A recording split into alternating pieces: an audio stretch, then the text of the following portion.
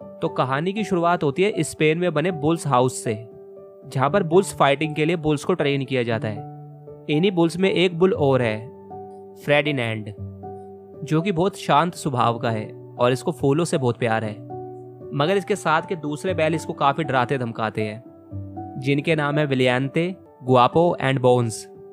फिलहाल तो ये बच्चे हैं और इनकी ट्रेनिंग चालू है, मगर जब ये जवान हो जाएंगे तब एक मैटाडोर आएगा और सबसे बेस्ट बुल को अपने साथ लड़ने के लिए ले जाएगा। मैटाडोर उस इंसान को कहते हैं जो पब्लिक के सामने बुल को कपड़ा दिखाकर उससे लड़ता है। वैसे तो ज्यादातर इस खेल में बुल्स ही मरते हैं, मगर कभी कभी किसी मैटाडोर की भी जान चली जाती है। खैर आगे बढ़ते हैं। इतने में यहाँ पर एक मैटाडोर आता है। ये सब तो काफी छोटे हैं, मगर यहाँ पर इन सबके डैड भी तो है। मैटाडोर के सामने बुल्स एक दूसरे से फाइटिंग करते हैं और मैटाडोर फ्रीडी के डैड को चुनता है। इस पर वैलेंटे और उसके डैड को बहुत गुस्सा आता है। खैर कोई बात नहीं, रिंग में जाने का वक्त हो गया है। रोफ अपने बेटे फ्रीडी से मिलकर यहाँ से चला जाता है और यहाँ पर वैलेंटे अपने डैड की हार के कारण फ्रीडी का फूल कुचल देता है। घंटों बीत जाते हैं, मगर फ्रीडी के डैड रिंग से वापस नहीं आते, जिस पर वैलेंटे के डैड फ्रीडी से कहते हैं वो एक कमजोर बैल था और कमजोरों का रिंग में कोई काम नहीं। जबकि कुछ घंटे पहले ये फ्रीडी के डैड से पिट कर आया है, फिर भी उसको कमजोर कह रहा है। खैर अब जब उसके डैड ही नहीं रहे तो फ्रीडी यहाँ रहकर करेगा क्या। वो इस जगह को छोड़कर यहाँ से भाग जाता है। रात भर इधर उधर भटकते वक्त एक पालतू कुत्ता उस पर भौंकने लगता है, जिसके कारण उसका पैर एक चट्टान पर से फिसल जाता है और वो लुढ़कता हुआ नीचे गिरता है और बेहोश हो जाता है। सवेरे जब उसकी आंख खुलती है तो वो देखता है वो एक अस्तबल में है और तभी अंदर आती है ये लड़की। इसका नाम नीना है। नीना फ्रीडी को अस्तबल के बाहर लेकर आती है। फ्रीडी देखता है ये एक फ्लावर फार्म है और नीना के डैड, जिनका नाम जॉन है, वही फ्रीडी को यहाँ पर लेकर आए हैं। और ये रहा उनका कुत्ता जो रात को भौंक रहा था। आज से यही फ्रीडी का घर है। नीना और फ्रीडी एक दूसरे के साथ खूबसूरत समय बिताने लगते हैं और देखते ही देखते 2 साल बीत जाते हैं। फ्रीडी बहुत बड़ा और हट्टा कट्टा हो गया है। दारा सिंह के बाद तो मैंने यही देखा इतना हट्टा कट्टा। मगर अभी भी ये बिल्कुल दयालु और शांत किस्म का ही है, जबकि बैल ऐसे नहीं होते। और आज का दिन है फ्लावर फेस्टिवल का, जिसमें नीना और उसके डैड जा रहे हैं। मगर इस बार फ्रीडी नहीं जा सकता, क्योंकि अब छोटा बछड़ा नहीं रहा, बहुत बड़ा हो गया है। नीना अपने डैड के साथ चली जाती है, मगर फ्रीडी कहाँ मानने वाला है। वो भी फ्लावर फेस्टिवल में जाने के लिए निकल पड़ता है। फेस्टिवल में ये आ तो गया है और सब कुछ ठीक भी है, मगर तभी एक हादसा होता है। गलती से एक बी का डंक फ्रीडी की टूही में लग जाता है, जिसके कारण फ्रीडी को बहुत दर्द होता है और वो इधर उधर भागने लगता है, जिसके कारण चारों तरफ भगदड़ मच जाती है और सारा टाउन ही तहस नहस हो जाता है। एनिमल कंट्रोल वाले वहां पर आ जाते हैं और इससे पहले नीना या उसके डैड को समझा पाए, वो फ्रीडी को लेकर यहाँ से चले जाते हैं। बेचारी नीना। और जानते हैं एनिमल कंट्रोल वाले फ्रीडी को कहाँ लेकर आते हैं? वहीं पर जहाँ से कभी वो भागा था। यहाँ इसे एक बकरी मिलती है जिसका नाम लूपे है। इसका काम बुल्स को कोचिंग देने का है। एक बकरी जो बुल्स को कोचिंग देती है। वाह। और फ्रेडी एक बार फिर से अपने पुराने साथियों से मिलता है, मगर अब इधर 2 नए बैल भी आए हैं, एग्नस और मैक्विना। वैसे तो सभी बड़े हो गए हैं, मगर फ्रेडी से तगड़ा यहाँ पर कोई नहीं है, वेलिनते भी नहीं। रात को फ्रेडी यहाँ से भागने की कोशिश करता है, मगर तारों के अंदर करंट है और तभी उसे 3 जर्मन लिपिजन घोड़े मिलते हैं, जिनसे फ्रेडी हेल्प मांगता है। मगर ये मस्करे टाइप के घोड़े हैं। ये फ्रेडी की बेइज्जती करके सोने चले जाते हैं। अगली सुबह एक घमंडी और अकड़ू किस्म का मैटाडोर, जिसका नाम एल प्रीमेरो है, वो अपनी आखिरी बुल फाइटिंग के लिए एक बुल लेने आया है। उसके बाद ये रिटायरमेंट ले लेगा। ग्राउंड में सारे बुल्स आते हैं। फ्रेडी चुपचाप एक तरफ खड़ा हो जाता है और बाकी सारे बुल्स ऊट पटांग हरकतें करने लगते हैं और गुआपो तो डर के मारे ही बेहोश हो जाता है। फ्रेडी उसकी मदद करने के लिए आगे बढ़ता है, जिसे देखकर एल प्रीमेरो किसी भी बैल को नहीं चुनता। उसकी नज़र में ये सब बेकार बुल्स है। मगर इन बुल्स का मालिक, जिसका नाम मोरिनो है, उनसे थोड़ा सा वक्त मांगता है। एल प्रीमेरो उसे टाइम दे देता है और यहाँ पर गुआपो को कसाई घर भेजा जा रहा है। मगर गुआपो खुश है। क्यों? क्योंकि इसे लग रहा है कि उस मैटाडोर ने इसे लड़ने के लिए चुना है। बैल बुद्धि कहीं का। और इसको कसाई घर क्यों भेजा जा रहा है, इसका रीजन वलिंते फ्रेडी को बताता है। जो भी बुल लड़ने के लायक नहीं होता, उसको कसाई खाने भेज दिया जाता है। या तो खास बनो या फिर मांस बनो। रात को फ्रेडी बोन्स को रोते हुए देखता है, जो गुआपो के जाने से उदास है। फ्रेडी बोन्स को दिलासा देता है और इन दोनों में दोस्ती हो जाती है। अगले दिन सबकी ट्रेनिंग चल रही है और यहाँ पे एग्नेस फ्रेडी से बात कर रहा है। दरअसल एग्नेस के बाल इतने बड़े हैं कि उसकी आंखों पे आ रहे हैं, जिसके कारण वो ठीक से देख भी नहीं सकता। फ्रेडी उसके बालों को गीला करके खड़ा कर देता है। इसका मतलब ये हुआ कि फ्रेडी को एक और दोस्त मिल गया।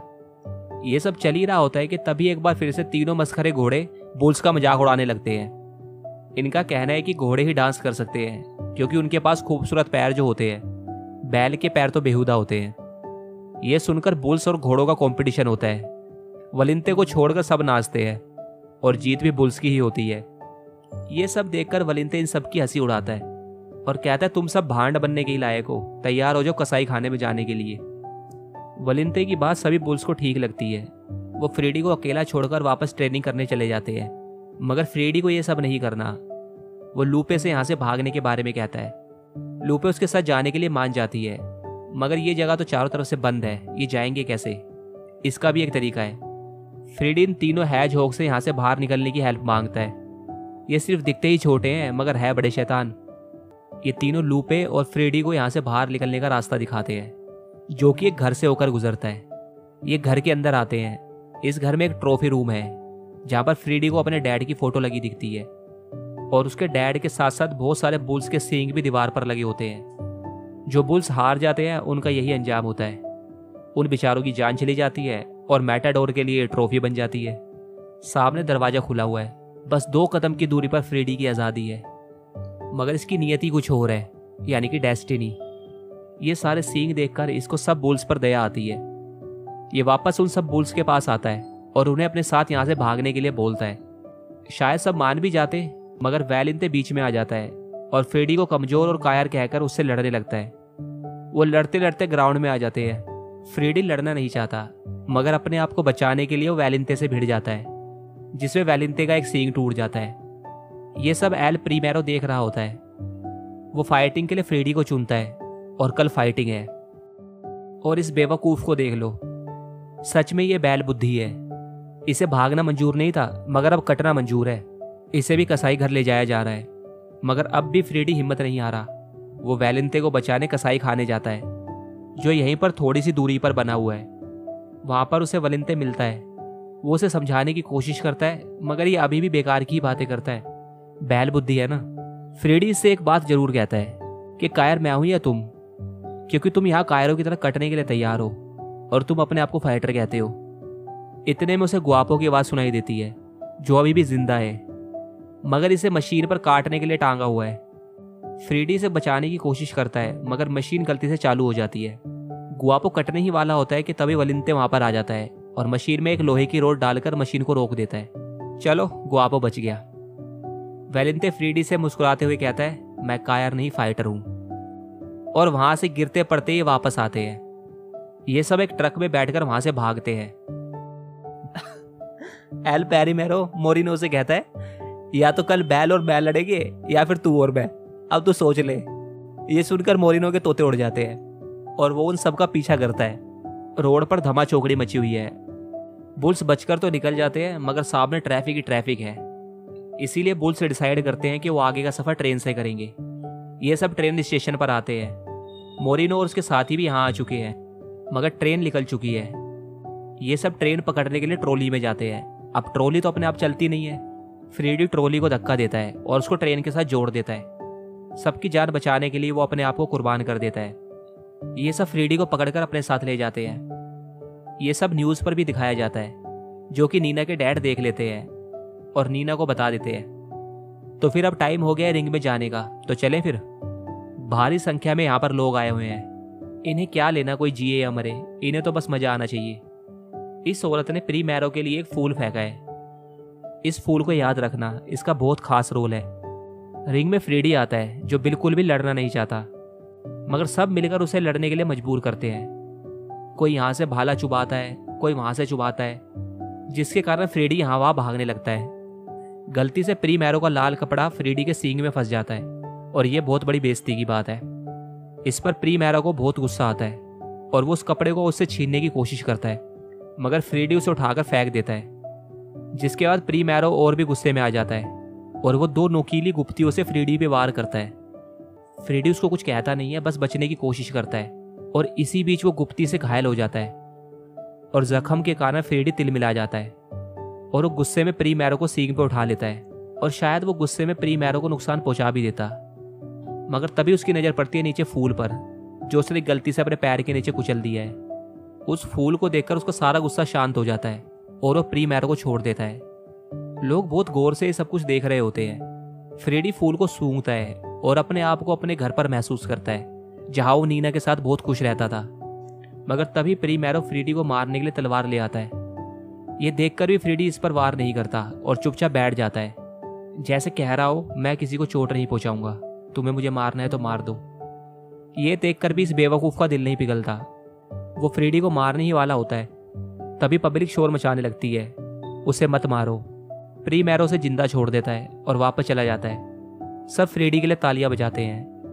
जिस चीज को सब फ्रेडी की कमजोरी समझते थे वही उसकी ताकत निकली, सबसे बड़ी ताकत। वो क्या है? प्यार और उसका नरम स्वभाव। और तभी नीना भागती हुई रिंग में आती है और दोनों एक दूसरे को प्यार करते हैं। चारों तरफ से लोग फूलों की बरसात करने लगते हैं और फ्रेडी के सारे दोस्त भी यहाँ पर आ चुके हैं। वो सब भी खुश है। उसके बाद नीना और उसके डैड सबको फार्म में ले आते हैं। जिंदगी एक बार फिर से खूबसूरत हो गई है और सब एक साथ बैठकर इस खूबसूरत कुदरत को देखने लगते हैं। तो बस फिर यही होता है इस कहानी का अंत। अच्छा और बुरा बनना हमारे हाथ में ही तो होता है। अब आप फूलों को चुनते हैं या फिर कांटों को, ये तो आप पर ही डिसाइड करता है।